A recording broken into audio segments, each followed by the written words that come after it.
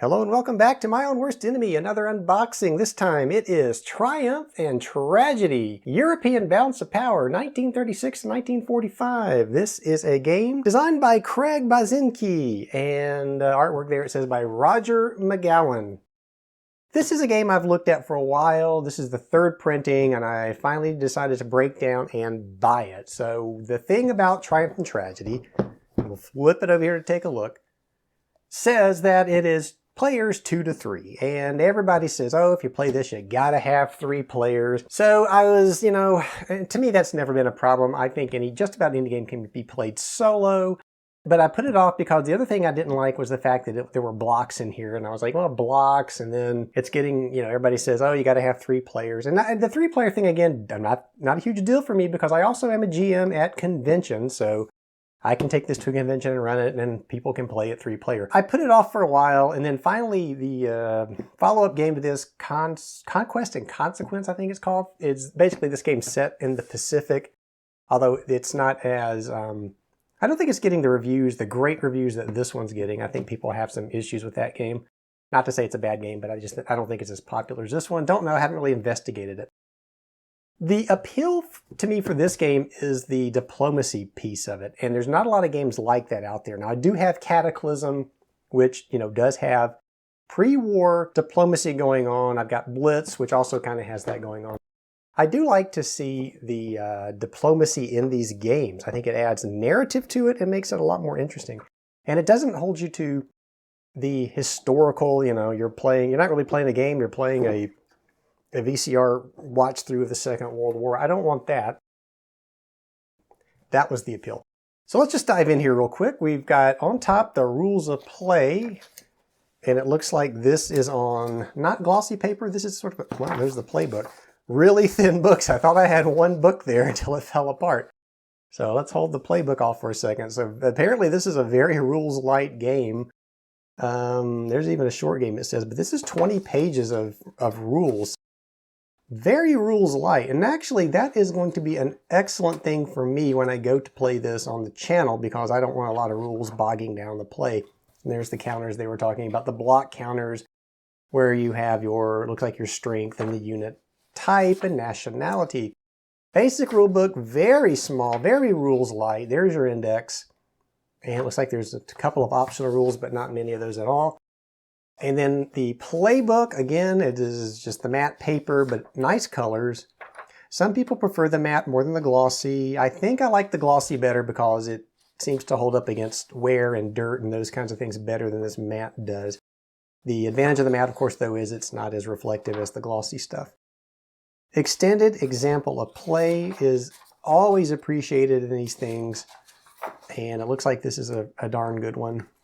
And then I'm assuming as we get back here, we will get into some of the scenarios. And I'm looking, this may be just entirely no, it looks like this is entirely just an example of play. So maybe it's just the one main scenario. And then this is just a huge example of play. Designer notes, if you watch the channel, I love to see that.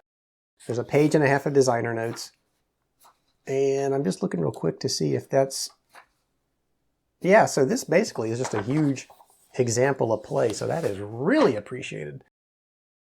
And getting into here a little deeper, this is a full game record sheet. So this looks like something, it is a notepad of the sheets that I'm assuming, this reminds me of Space Empires 4X, where you're going to have to track production and expenditures, and it looks like there's some notes there you can take, so I'll probably have to make photocopies of that. Not a problem.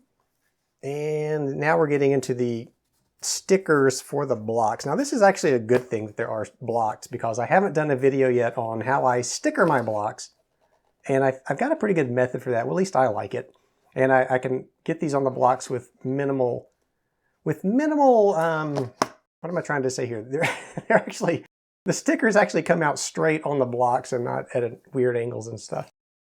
So there's the stickers. Let me let you take a look at some of these stickers close up.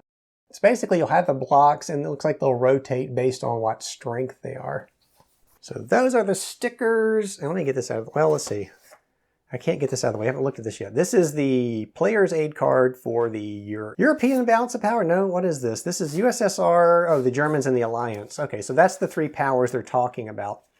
So each side will have one of these player aid cards. This is just the units, information on the units, and then the rules and the combat sequence and the sequence of play. So I will probably only use one of these cards when I do the playthrough here, but it will be an interesting playthrough, I promise you. So here's some counters, and not a lot of counters. They are the nice counters with the pre-rounded corners, which we like. And then these are some half-inch counters. These are probably just more of the informational type markers that would go on the game board. So a counter sheet and a half, and then we have hermetically sealed game map board. So let me open this up. It's a Ziploc bag, so I can actually maybe reuse this Ziploc bag for something. Let's see. I'm pretty sure I won't put that back on the map board and stick it in the box. All right, so let's move this out of the way. And let's see what the map looks like. I know we're not at the bottom of the box yet, but let's go ahead and take a look at the map board anyway. And it has it seems longer than a standard size map board, but maybe not. Mounted map, nice looking map. And it is divided in just the ways you would expect for a World War II game like this. Turn track over here, an action deck. So there are cards in this game. And I'm just looking. So you got sea zones. And it does kind of remind me a little bit of like the Blitz map or even the Cataclysm map. And then there's a phase season over here. I'm not sure what any of this means, but I like the map. Looks nice.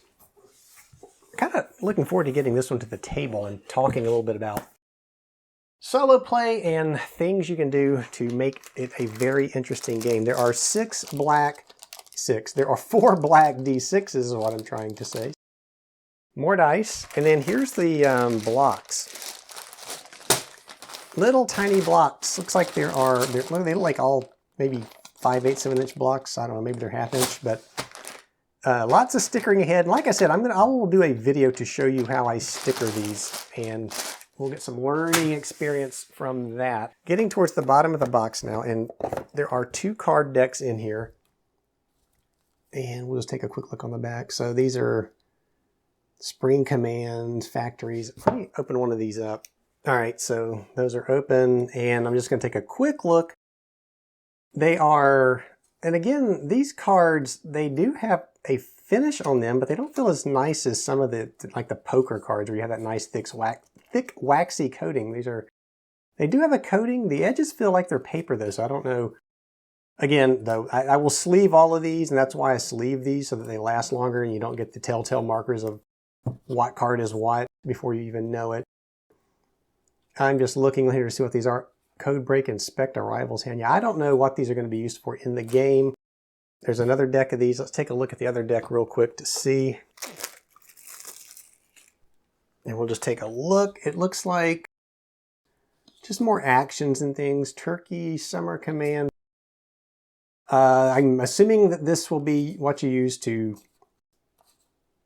actually execute commands on the map and maybe some other events. Like I said, though, these will be sleeved. I will figure them out before I do the playthrough, of course. I'm going to set those aside. And finally, at the bottom of this box is one of these shipping things, I believe. But you got to be careful sometimes because these actually serve as storage for the game components. I don't think that's the case here. It looks like it was just something to help the contents from sliding around and shipping. It's a pretty heavy, not heavy, well, it was a heavy box, but it's a pretty thick box. So that is it. I just wanted to show you the insides of Triumph and Tragedy, a game I've been hemming and hawing about over whether I should buy it or not, and I finally decided to do it. Playtime 4 to 6 hours, 2 to 3 players, like I said. And the solitaire suitability is rated as a low. I'm laughing that off because, like I said, when I play through this, I'm going to do a solitaire method on it that I haven't tried before. Should be interesting. All right, that's it. If you like what I do, please give the video a like, subscribe if you haven't, so that you can watch the playthrough of this when it eventually hits the channel. And I will see you back here next time.